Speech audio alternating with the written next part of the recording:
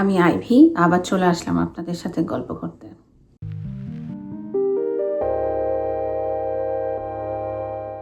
আজকে যে গল্পটা শেয়ার করব সেটা আসলে গল্প না, এটা হরর মুভি থেকেও বিভৎসকর।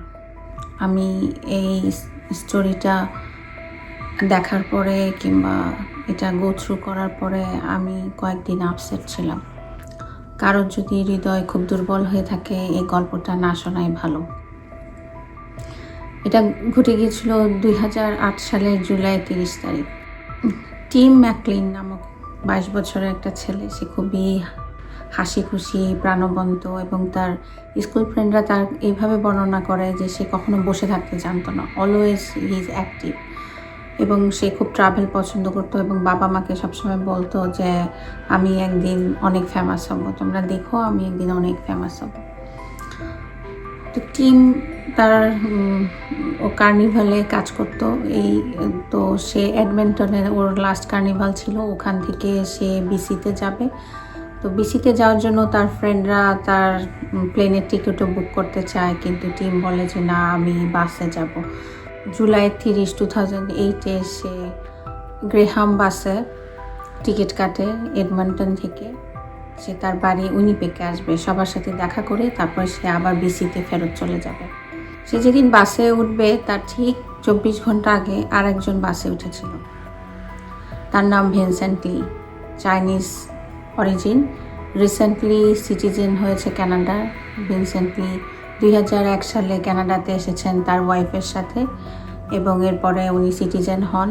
তার ব্যাকগ্রাউন্ড, উনি কম্পিউটার সায়েন্সে গ্র্যাজুয়েশন করা এবং এখানে আসার পরে উনি series of low pay job তাকে করতে হয়েছে। রিসেন্টলি উনি পেপার যে বিলি করে এই জবটা করতেন এবং উনি কানাডাতে আসার পরে উনি উইনিপেগে একটা চার্চে খ্রিস্টান ধর্ম গ্রহণ করেন এবং ওই চার্চে উনি কিছুদিন কাজ করেছেন। এই ভিনসেন্ট লি ওই বাসে এডমন্টনে ঠিক তার 24 ঘন্টা আগে তার যাত্রা শুরু করেন এবং যাত্রার শুরু থেকেই উনি ওনার মাথায় এক ধরনের ইনস্ট্রাকশন পাচ্ছিলেন। উনি ওনার মাথার ভিতরে নাকি একটা শব্দ শুনতে পান এবং সেটা উনি মনে করেন যে those instructions are from god. এবং ইনস্ট্রাকশনে ছিল যে তোমার মৃত্যু হতে পারে, তোমার লাইফ রিস্ক আছে, জীবন ঝুঁকি আছে, তো তুমি একটা ছুরি কিনো। তো সে কানাডিয়ান টায়ার থেকে একটা ছুরি কিনে সে এবং তার কাছে একটা পলিথিনও ছিল, এগুলা নিয়ে সে বাসে ওঠে। বাসে ওঠার পরে বাসটা আসলে এক জায়গায় মাঝখানে যাত্রা বিরতি করে। সেটা 18 ঘন্টা ট্রাভেল করার পরে ইরিকসন নামক একটা জায়গা আছে, সেখানে বাসটা যাত্রা বিরতি করে এবং যখন যাত্রা বিরতির সময় সে আবার একটা ভয়েস শুনতে পায় এবং এই সব ভয়েসগুলা সে মনে করে যে এগুলো সব ইনস্ট্রাকশন অফ দ্য গড। এই ইনস্ট্রাকশনে বলা থাকে যে তুমি এখানে স্টে করো। তো ভিনসেন্ট লি সেখানে নেমে যায় এবং সেখানে একটা বেঞ্চে বসে সে স্টে করতে থাকে। এটা ছিল একটা কোঅপ গ্রোসারির পাশে। সেখানে 15 বছরের একটা ছেলে তাকে দেখে রাতের বেলা এরকম সে বসে আছে এবং সকালবেলা যখন সে আবার আসে তখনও দেখে যে সে বসেই আছে বেঞ্চে এবং একটু কিছুক্ষণ পরে দেখে যে তার কম্পিউটারের মধ্যে সে লিখে রেখেছে যে computer the laptop for sale $600। তখন ছেলেটি এগিয়ে গেল এবং জিজ্ঞেস করে যে তুমি ল্যাপটপটা বিক্রি করবা? বলে হ্যাঁ, $600। তখন ছেলেটা বলে আমার কাছে তো এত টাকা নেই, আমার কাছে $60 আছে। তখন ভিনসেন্ট লি বলে যে দ্যাটস ওকে। সো ছেলেটা $60 দিয়ে ল্যাপটপটা কিনে নেয় ওর কাছ থেকে এবং যখন হ্যান্ডশেক করে তখন লি বলে যে কম্পিউটার ব্যাগটাও তুমি নাও কিছু টাকা দিয়ে। সেটা বলে আমার কাছে আর টাকা নাই তোমার ব্যাগটা কেনার মতো। তখন ছেলেটা চলে যায় এবং লি আবার বাসে উঠে বসে। এখন যে বাসটাতে সে উঠবে পরের দিনে সেই বাস নাম্বার হচ্ছে 1170। এই ঠিক একই বাসে টিম অলরেডি এই বাসের প্যাসেঞ্জার এবং এখন লি যোগ হলো আবার এই ইরিকসন থেকে সেম বাসে এবং সে বাসে ওঠার পরে যে ড্রাইভারের সিট থাকে তার এক সিট পরেই লি বসেছিল। Everything is fine, good, nothing wrong. এরপরে হঠাৎ করে বাসটা কিছু দূর যাওয়ার পরে আর একটা সংক্ষিপ্ত যাত্রা বিরতি দেয়। তখন লি আস্তে আস্তে পিছনের দিকে যেতে থাকে এবং ঠিক টিম ম্যাকলিন যেখানে বসেছিল, টিম ম্যাকলিনের সিট ছিল পিছনের এক সিট আগে, সেখানে তার পাশের সিটটা খালি ছিল। তখন ভিনসেন্ট লি তার পাশের সিটে বসে এবং যখন থেকে সে বাসে উঠেছে, যেহেতু ওরা 18 ঘন্টা জার্নি করার পরে ভিনসেন্ট লি নতুন করে যোগ হয়েছে রিক্সান থেকে, তো এবং তার চলাফেরা এবং সব কিছু কারো কাছে একটু অন্যরকম মনে হয়। কেন মনে হয় কোনো কারণ নাই, কিন্তু আসলে মনে হয় যখন ঘটনা ঘটার পরে সবার প্যাসেঞ্জারদের ইন্টারভিউ নেওয়া হচ্ছিল, আদার্স যারা আছে তাদের ইন্টারভিউ নেওয়া হচ্ছিল, ড্রাইভারের ইন্টারভিউ নেওয়া হচ্ছিল, তখন কেউ কেউ বলেছে যে তার ইয়েটা একটু অন্যরকম মনে হয়েছে। সে ছিল একদম, তার মাথায় একদম খুবই ছোট ছোট চুল, নর্মাল মানুষ যেভাবে ড্রেস আপ করে এরকম ড্রেস আপ, এবং তার একটা সানগ্লাস পরা ছিল। তো লি গিয়ে যখন ওখানে বসলো তখন ওরকম আর একজন প্যাসেঞ্জার ওকে খেয়াল করছিল। আসলে দেখে যে কিছুক্ষণ পরে সে তার ব্যাগ থেকে একটা বড় সফট ড্রিঙ্কসের বোতল বের করলো এবং তার সাথে আর একটা ছিল টয়লেট পেপারের একটা রোল। সে এইভাবে রেখে ড্রিঙ্কসটা খেয়ে আবার রেখে দিল এবং ওর এই সব অ্যাক্টিভিটি কেন জানি ওর কাছে একটু অদ্ভুত মনে হচ্ছিল। ও জানে না কেন অদ্ভুত মনে হচ্ছিল। তো একটু কিছুক্ষণ পরে দেখে সে চেয়ারটাকে একটু এরকম করছে এবং কিছু একটা পড়ছে, কি সে যে ভাষাতে ও কিছু উচ্চারণ করছে সেই ভাষাটা আসলে ও বুঝতে পারে না। বলে যে ও চাইনিজ ভাষা হয়তো বলছিল। আর পাশে যে টিম ম্যাকলিন বসেছিল, টিম ম্যাকলিন তো অনেক লং জার্নি করেছে, তো তার হেডফোন দেওয়া ছিল, সে গান শুনছিল কিংবা কিছু একটা শুনছিল এবং সে উইন্ডোর পাশে ছিল এবং ঘুমিয়েছিল। অল অফ এ সাডেন লি যেটা করে, লি হঠাৎ করে সে তাকে ছুরি যখন মারতে থাকে তখন টিম ম্যাকলিন এটা প্রতিহত করার চেষ্টা করে, কিন্তু প্রথম যে 2টা ছুরি ওর বুকে মারে, এই 2টা খুবই সাংঘাতিক ছিল এবং কিছুক্ষণের মধ্যেই টিম ম্যাকলিন মৃত্যুবরণ করে। তখনও ভিনসেন্ট লি তাকে ছুরি মারতে থাকে, কন্টিনিউয়াস ছুরি মারতে মারতে তাকে যখন বাসের 2 সিটের মাঝখানে যে আইল আছে, আইলের মধ্যে তাকে যখন শোয়াই ফেলে তখন অলরেডি 50 থেকে 60 বার তাকে ছুরি মারা হয়ে গিয়েছে। এদিকে বাসের প্যাসেঞ্জারের মধ্যে যে আসলে এটা বেশি খেয়াল করছিল ওকে, সে সাথে সাথে উঠে দাঁড়ায় এবং সে চিন্তা করে যে ওকে গিয়ে ধরবে কিনা, কিন্তু ওর মনে হয় যে আমি যদি ওকে গিয়ে ধরার চেষ্টা করি তখন তো তার সাথে তার ওয়াইফ ছিলেন, ও এসে আমাকে যদি না পায় তাহলে তো আমার ওয়াইফকে ধরবে। তো সে এই ঝুঁকিটা নেয় না। সে সবাইকে বলতে থাকে যে কেউ একজন ছুরি মারছে এবং একজন মারা গিয়েছে, তোমরা তাড়াতাড়ি সামনের দিকে আসো এবং যত দ্রুত সম্ভব বাস থেকে নেমে যাও। এবং ড্রাইভারও হয়তো সেই সময় বাসটা বন্ধ করে দিয়েছে এবং সবাই দ্রুত নেমে যাওয়ার চেষ্টা করে। এবং ঠিক বাসের পিছনের সিটে যে ভিনসেন্ট লি যখন ছুরি মারছিল তার ঠিক পিছনের সিটে 3 জন ছিলেন। তারা একদম সিটটাকে মানে বেয়ে সামনে চলে যায় এবং সবাই বাস থেকে বের হয়ে যায়। এরপরে লি যেটা করে, সবাই তো খুবই প্যানিক, ভীত, চিৎকার করছে। এদিকে যখন টিম ম্যাকলিনকে মারা হচ্ছিল তার চিৎকার, সবকিছু মিলায় মানে ছোট ছোট বাচ্চা ছিল, মহিলা ছিল, মানে একদম খুবই একটা প্যানিক সিচুয়েশন। তারা তাড়াতাড়ি বাসের বাইরে চলে যায় এবং লি যেটা করে, যেটা হচ্ছে সবচেয়ে সাংঘাতিক, ও তাকে মেরে ফেলার পরে তার গলাটা একদম বডি থেকে আলাদা করে ফেলে সে এক হাতে মাথা আর এক হাতে ছুরি নিয়ে সে হাঁটতে থাকে বাসটার মধ্যে। এর মাঝখানে একটা একটা লরি যাচ্ছিল। তখন অনেকেই ইশারা করে লরির ড্রাইভারকে যে আমাদেরকে বাঁচাও। তখন তার মধ্যে একজন বলে যে এখানে কেউ একজনকে ছুরি মেরে ফেলেছে, আমাদেরকে হেল্প করো।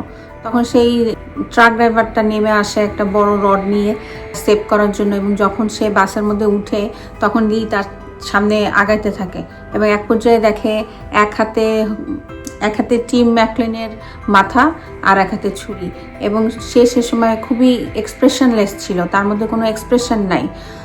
তখন ট্রাক ড্রাইভারটা আসলে সাহস করে না সামনে আগে যে তাকে কনফেস করতে। তখন সেও বের হয়ে আসে এবং তার কিছুক্ষণের মধ্যেই পুলিশ এসে বাসের ওখানে দাঁড়িয়ে থাকে। যেটা সবচেয়ে প্যাথেটিক এই ভিনসেন্ট লি তাকে তো মেরে ফেললোই, হাতে মাথাটা নিয়ে আসলো। এরপরে সে যেটা করে, তার বুক ফেরে, তার বুকের ভিতর থেকে হার্ট, লাং, এভরিথিং বের করে ফেলে। তার যত ধরনের অর্গান আছে তাকে একদম ছিন্ন ভিন্ন করে তার অর্গানগুলো বের করে ফেলে।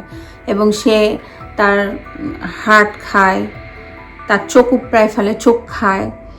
এরপরে কি বলে, তার বডি পার্টসগুলা যখন পুলিশ কিন্তু বাইরে দাঁড়ানো, পুলিশ তাকে স্টপ করানোর কোনো চেষ্টা করে নাই। শুধু তারা তাদের যে ফোন থাকে, ফোনে কন্ট্যাক্ট করছিল, আর সিএমপির বিভিন্ন জায়গায় কন্ট্যাক্ট করছিল এবং ধারা বর্ণনা দিচ্ছিল যে লি কি করছে ভিতরে। এবং বাইরে যারা দাঁড়ানো ছিল প্যাসেঞ্জার, তারাও বাসের জানালা দিয়ে দেখতে পাচ্ছিল লি কি করছে। লি মাথাটা নিয়ে হাঁটাহাঁটি করছে, ওকে একদম ছিঁড়ে মিড়ে একদম বডি পার্টসগুলো একদম পুরা বাসে ছড়ায় ফেলছে, সেগুলা খাচ্ছে। এগুলো আসলে সব প্যাসেঞ্জার বাইরে দাঁড়ায় অবজার্ভ করছিল, কিন্তু পুলিশ তাকে স্টপ করার কোনো চেষ্টা করেনি। ট্রাক ড্রাইভারটা বলতে থাকে যে তাদের কাছে তো অনেক মেকানিজম ছিল, টিয়ার গ্যাস ছিল, অনেক কিছুই ছিল, তাকে স্টপ করাতে পারতো। তারা যখন দেখছে যে টিম ম্যাকলিন মারা গিয়েছে, সো তার ডেড বডির সাথে যা কিছু হোক, they don't care, they just waited there. After 5 hours যখন এত ডিস্ট্রাকশনের পরে সে জানালা দিয়ে লাফ দিয়ে নামে, তখন পুলিশ তাকে অ্যারেস্ট করে। এবং সে সময় ও লিয়ের পকেটে টিম ম্যাকলিনের নোজ, টাং এবং ইয়ার ছিল তার জ্যাকেটের পকেটে। এদিকে আসি টিমের মার কাছে। টিমের মা টিভি দেখছিল সন্ধ্যার সময়। টিভিতে নিউজ চলছিল যে এখানে এরকম বাসের মধ্যে এরকম একজনকে মেরে ফেলা হয়েছে, পুলিশ বাইরে দাঁড়িয়েছে, 5 ঘন্টা দাঁড়িয়ে থাকার পরে এভরিথিং সে দেখছিল। যখন ফার্স্ট মেসেজটা আসে টিভিতে, তখন তার মার ফার্স্ট ইমপ্রেশন ছিল যেটা আসলে কোন প্রভিন্সে হচ্ছে। এরপরে যখন দেখলো যে কোথায় হচ্ছে, যখন ইয়েটা আসলো, তখন দেখলো যে তার বাসা থেকে মাত্র 1 ঘন্টা দূরে হচ্ছে। টিমের মা সেদিন আসলে সিনিয়রদের জন্য ইভিনিংয়ে রান্না করছিল, সিনিয়র হোমে উনি রান্না করছিলেন সিনিয়রদের জন্য।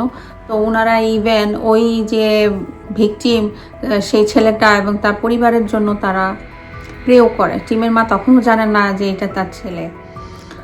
এবং নিউজগুলো ওনারা দেখতে থাকে এবং সব নিউজটাই উনি টিভির মাধ্যমে পায়। এবং 24 ঘন্টা পরে পুলিশ তার বাসায় আসে, বলে যে ছেলেটা ওখানে এরকম মারা গিয়েছে, তার নাম টিম। 24 ঘন্টা নেওয়ার কারণ হচ্ছে টিমকে এমনভাবেই বিচ্ছিন্ন করা হয়েছে, তার হেড তো করা হয়েছে, তার মুখের সব কিছু কেটে ফেলা হয়েছে, তার শরীরের এক একটা অংশ এক এক জায়গায়, মানে তার পরিচয়টা বের করা পুলিশের জন্য অনেক সময় সাপেক্ষে ছিল। এই জন্য 24 ঘন্টা পরে তারা তার আইডেন্টিটি রিলিজ করে এবং তার মার কাছে খবরটা আসে। এবং তার মার যে অনুভূতিটা ছিল সেটা হচ্ছে যে আমি চিৎকার করি নাই, আমি দরজার বাইরেও গিয়ে চিৎকার করি নাই, আমি হাঁটে গিয়ে বসেও কিছু করি নাই, আমি কোনো কান্নাই করি নাই। আমার কাছে তখন মনে হচ্ছিল যে আমি আসলে, আমার কাছে পৃথিবীটাই নাই, আমি কি করব, আমার আসলে অনুভূতি তখন কাজ করছিল না। তাকে যখন তার মা বলল যে তাকে যখন প্রথম 2বার ফ্যাটালি ছুরি মারা হয়, তখন তো তার মৃত্যু হতে বেশিক্ষণ সময় লাগেনি, দ্যাটস গুড। কিন্তু তারপরে তার বডিটা নিয়ে যেটা করা হলো এবং পুলিশ অফিসাররা বাইরে দাঁড়িয়ে দাঁড়িয়ে এগুলা দেখলো 5 আওয়ার্স, এটাই হচ্ছে সবচেয়ে ডিস্ট্রাকটিভ। এবং পরবর্তীতে টিমের বাবা বলে যে যখন ডেড বডিটা আমাদের কাছে হস্তান্তর করা হয়, তখন ফিনারেলের আগে আমি বলেছি যে আমি ওর হাতটা ধরে গুড বাই বলতে পারি, কিংবা ওর কোনো বডি পার্টস ধরে গুড বাই বলতে পারি কিনা।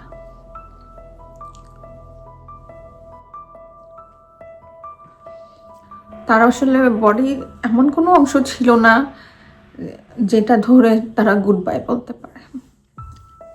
এত খারাপভাবে তাকে মারা হয়েছে।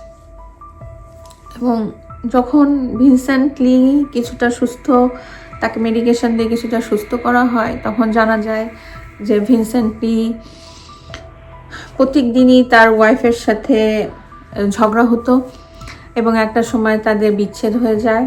উনি 2001 সালে কানাডাতে আসার পরে উনি এখন কানাডিয়ান সিটিজেন হয়েছেন এবং 2005 সালে উনি স্কিজোফ্রেনিয়াতে আক্রান্ত হন।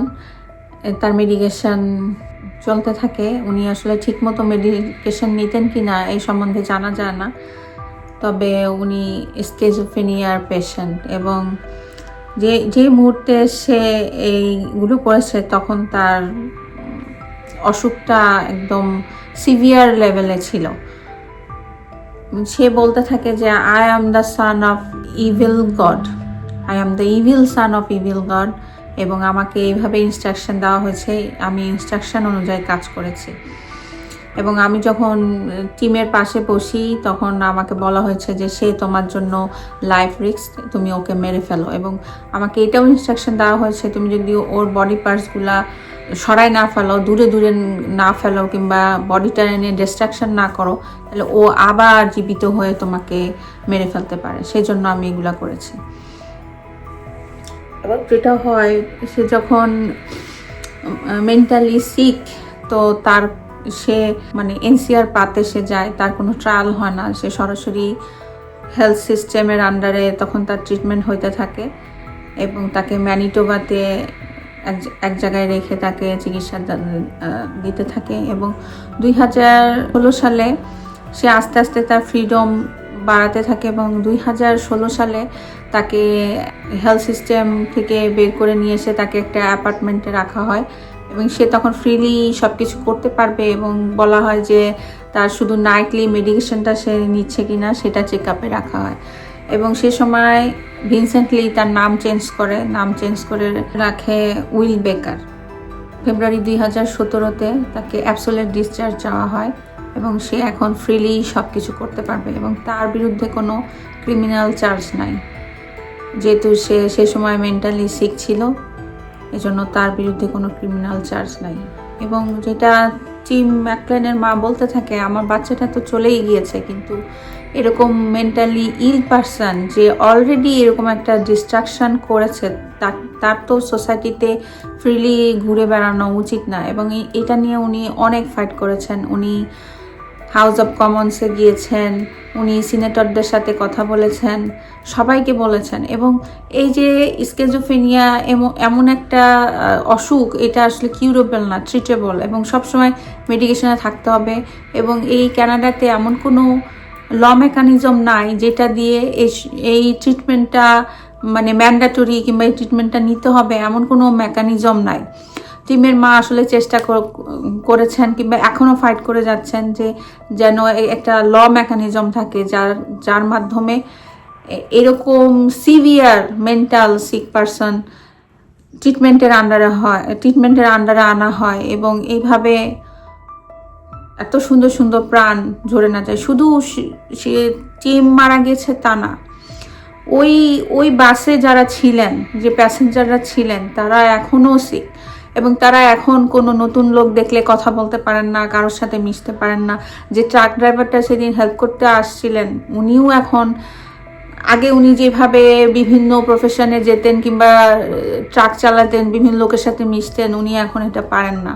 উনি কোনো নতুন লোক দেখলে কথা বলতে পারেন না। ওখানে যে একটা মেয়ে ছিল, মেয়ের একটা ইন্টারভিউ নেওয়া হয়েছে, সে এখনও টিমের সেই চিৎকার শুনতে পায়। মানে ওইখানে যারা ছিল তারা আর কেউ স্বাভাবিক অবস্থায় নাই, এভরিওয়ান হ্যাজ চেঞ্জড। যে বাস ড্রাইভার ছিল সেদিন 1170, উনি এখন আর বাস চালান না। সো এরকম মেন্টালি ইল পারসন এমন হরর ইভেন্ট করতে পারে যেটা আসলে মুভিকেও হার মানায়। এদের জন্য আসলে গভর্নমেন্টের আরো সচেতন হওয়া উচিত। ভালো থাকবেন আজকে।